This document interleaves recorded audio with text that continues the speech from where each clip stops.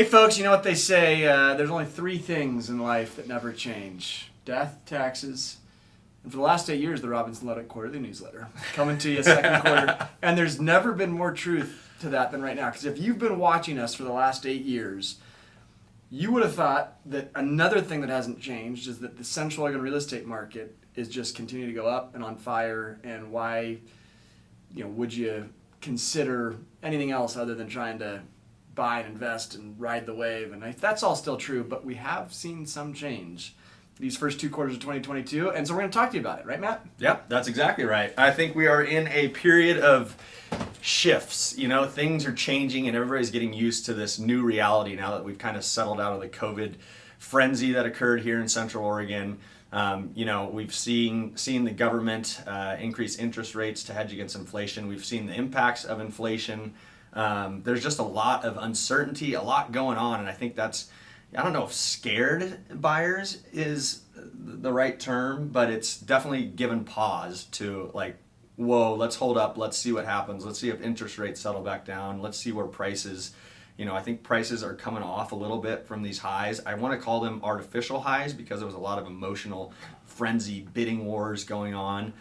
So we're coming off that, and we are seeing homes, same floor plans that sold in the frenzy for, let's just say a traditional Northeast subdivision for $639 that might now be listed at $599 in order to get some activity and be sold. So the times, they are changing, that's for sure. Well, it's hard to really analyze things in the moment. I think really now that we've been able to look back at the last 2 years, we saw this perfect storm hit, and I'm sure it hit the same everywhere else like it did in Bend and Central Oregon. But you had a combination of the pandemic hit, and you had an entire kind of reworking of the workforce to a huge percentage of people working from home. Mm-hmm. They can live where they want. You had pandemic era interest rates of 3% or below. Yeah.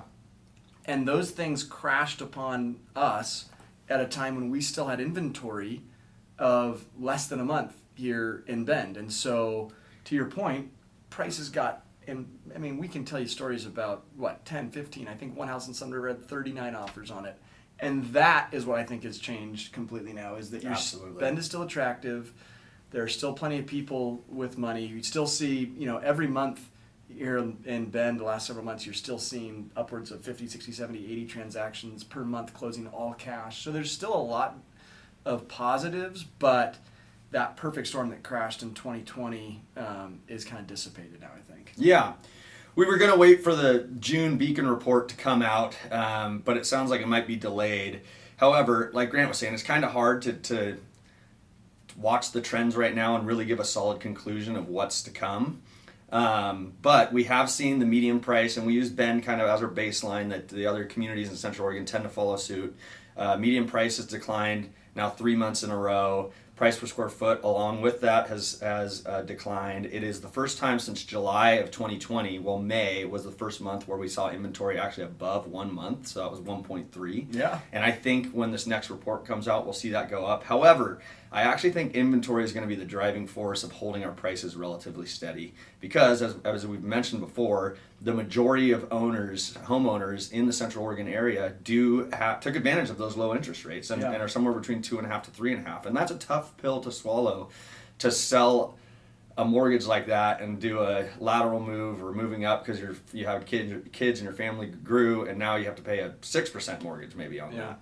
So we have seen rates come back down a little bit, haven't we, in the past couple weeks? They have, and we'll see kind of what they do. If you haven't seen it already, we had a great kind of multi-week series on interest rates that's on our Facebook page.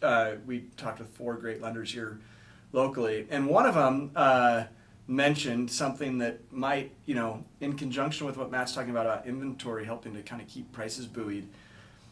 Lenders and interest rates in general could possibly be a solution as well. In fact, we're already seeing some new products roll out onto the market. You have essentially trying to hit a win-win for buyer and seller. So if taking a $50,000 to $75,000 haircut is one option for a seller in order to get their house sold, why not instead credit a buyer $15,000 to $18,000 to buy down a rate and make it more palatable on a monthly basis for them, and as a seller you're not having to see that entire $50,000-$75,000 of equity disappear, only a fraction of it. So Yeah. we're getting creative with that. And also, the really great news, I think, is that if you look at this time, compare it to 2007-8, the amount of people that have super solid mortgages, incredible equity, is just great jobs. We're in a way healthier situation now than we were 15 years ago. So, and I think we all learned, banks included, from